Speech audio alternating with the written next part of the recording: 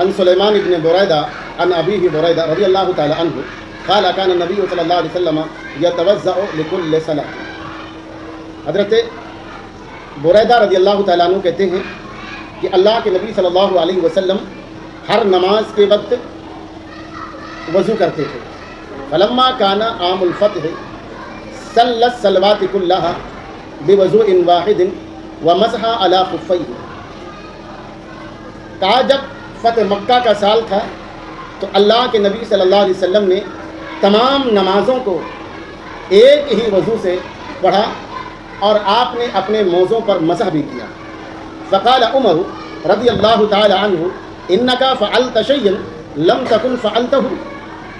کہا اللہ کے نبی صلی اللہ علیہ وسلم آپ نے آج ایک ایسا کام کیا ہے, ایک ایسا عمل کیا ہے جو آپ نے پہلے کبھی نہیں کیا تھا.